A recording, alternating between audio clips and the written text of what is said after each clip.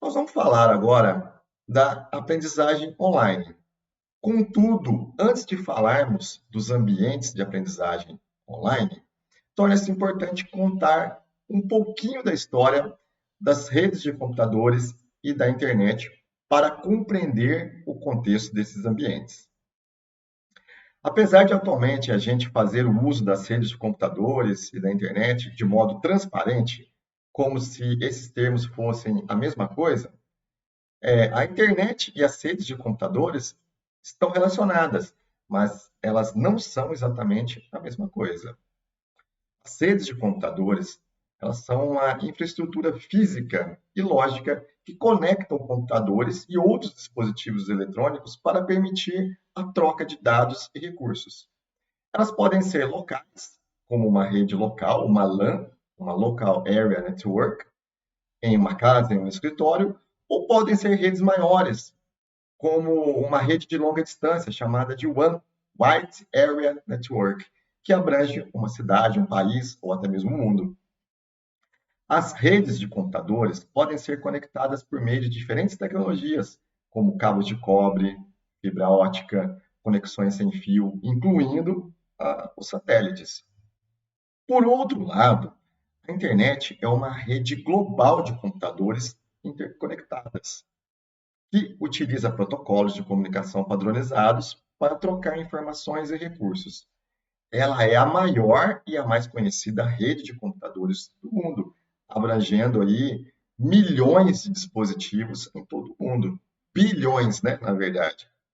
A internet ela permite o acesso a uma vasta gama de serviços, como e-mails, websites, streamings de vídeo, mídias sociais, os próprios ambientes educacionais de aprendizagem, entre outros.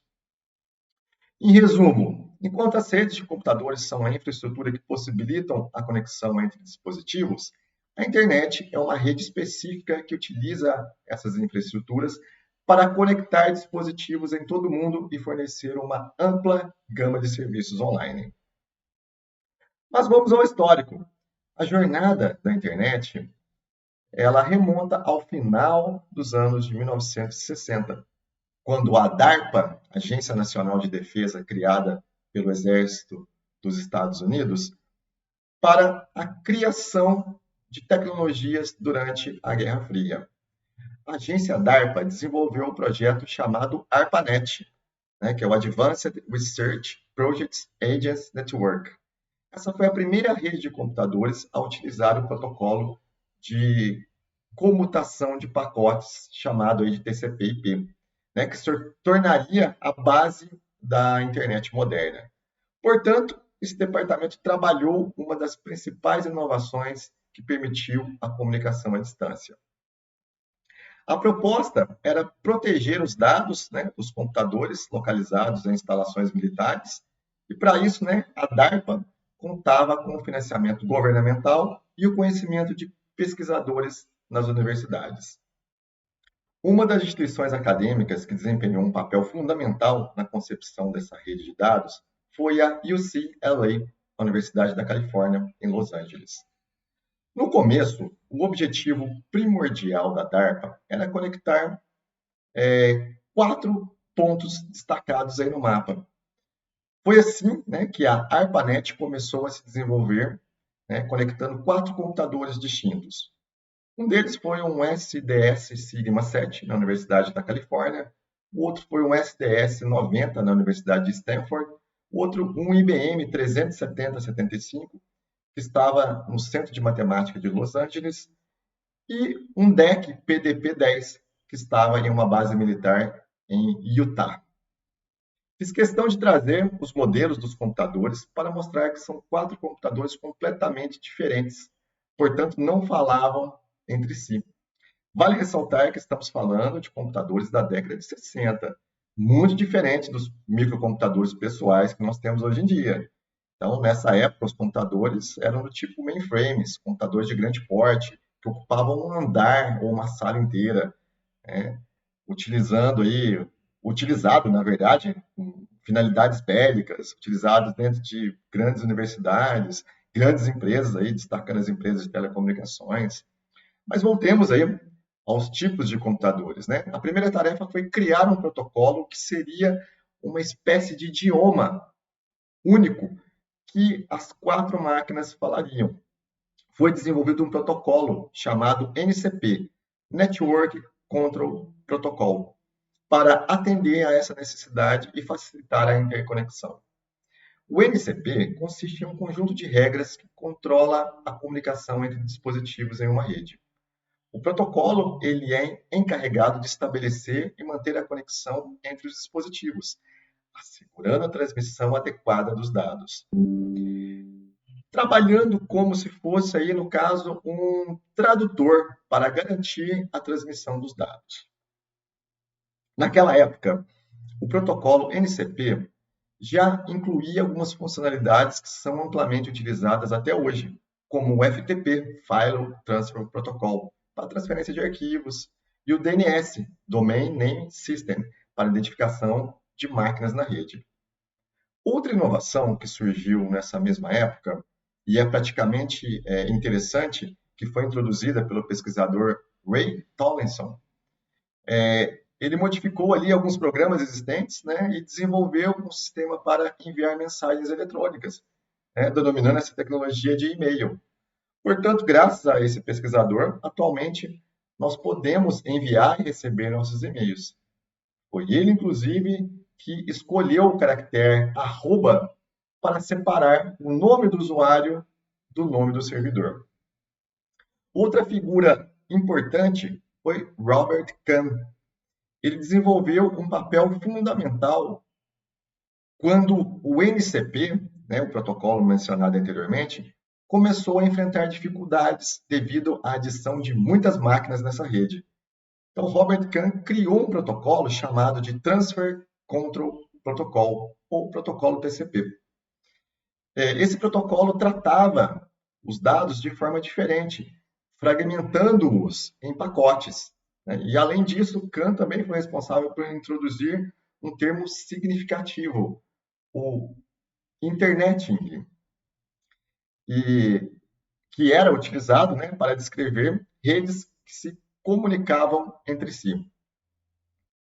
Mais tarde, né, esse termo seria fundamental na transição do nome de ARPANET para internet. No entanto, enquanto o protocolo TCP lidava, no caso, de modo eficiente com a transferência de dados, ele enfrentava dificuldades na identificação das máquinas.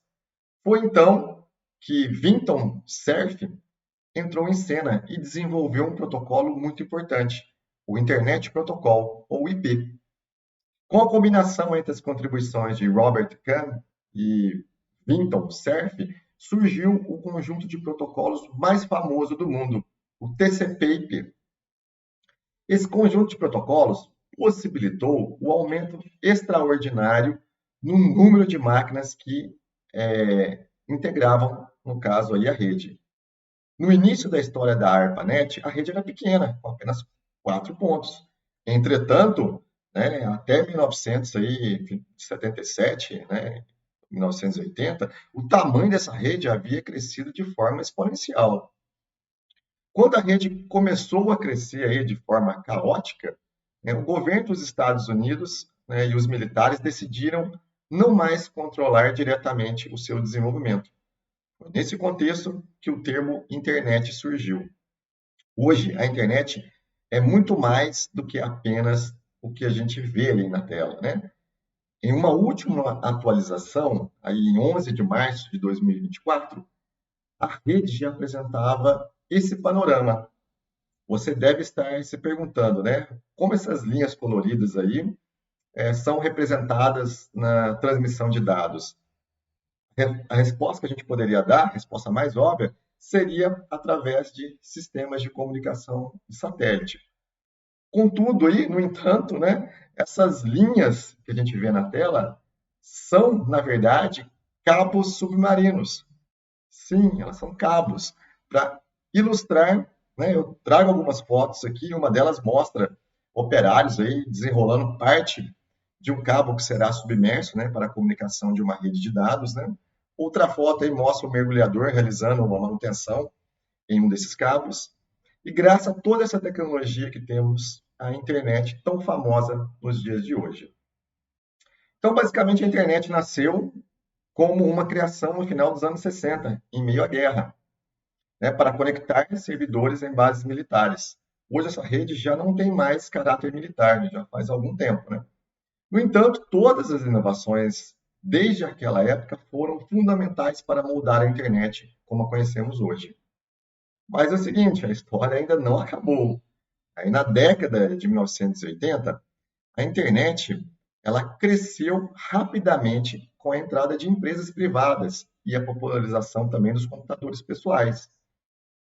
E a pessoa que você está vendo na tela aí é o Timothy John Berners-Lee, conhecido como Tim Berners-Lee. Em 1980, enquanto ele trabalhava no CERN, né, a Organização Europeia de Pesquisa Nuclear, Tim Berners-Lee participava de um projeto chamado de Enquire, que visava trabalhar com a criação de hipertextos, imagens, sons e qualquer tipo de conteúdo multimídia. Em 1990, Tim Berners-Lee pegou o conceito de hipertexto e, ao entrar em contato com o conjunto de protocolos que a gente mencionou, o TCP/IP, ele percebeu que o conteúdo multimídia poderia ser transmitido pela rede. Para isso, ele criou um novo protocolo, o HTTP, que é o Hypertext Transfer Protocol, ou protocolo de transferência de hipertextos, juntamente com a criação de uma nova linguagem de marcação de texto, o HTML, o Hypertext Markup Language. Tim Berners-Lee também introduziu um conceito revolucionário, o WWW, o World Wide Web, que engloba todos os servidores de conteúdo multimídia que utilizam o protocolo HTTP. A partir desse momento, o HTML consolidou sua primeira versão. O surgimento da World Wide Web, criada aí por Tim Berners-Lee em 1989, revolucionou a forma como as informações eram acessadas e compartilhadas online. O desenvolvimento dos navegadores web ou web browser, como o Netscape Navigator, Mozilla Firefox, Internet Explorer, facilitaram ainda mais o acesso à web para usuários comuns. Contar um pouquinho dessa história fez-se necessário, principalmente para que possamos compreender o porquê das tecnologias começarem a se desenvolver de modo mais significativo nos anos 90. Agora sim, já é possível contextualizar os ambientes de aprendizagem online. Então, no início dos anos de 1990, a internet possibilitou o surgimento dos primeiros ambientes virtuais de aprendizagem, os AVAs, como o WebCT, que posteriormente foi adquirido pela Blackboard. Esses AVAs proporcionaram um ambiente para o ensino online, né, onde o conteúdo pode ser carregado e organizado, né, oferecendo espaços para os objetivos de aprendizagem, atividades dos alunos, lições e fóruns de discussão. Neste contexto, os primeiros cursos totalmente online começaram a surgir, alguns utilizando os AVAs, enquanto outros simplesmente carregavam textos em formatos como PDF ou slides. Né? Os materiais disponibilizados eram principalmente compostos por textos e imagens. O ambiente virtual de aprendizagem, o AVA, que também é considerado como um sistema de gestão de aprendizagem, do inglês aí, LMS, né? Learning Management System, tornou-se o principal meio pela qual a aprendizagem online tem sido oferecida. Em um contexto de aprendizagem online, também podemos citar os cursos MOOCs, ou Massive Open Online Course, idealizado aí por volta de 2008, né, por George Siemens, Stephen Downes e Dave Cormier. No Canadá, eles usaram a tecnologia da internet para criar o primeiro curso MOOC.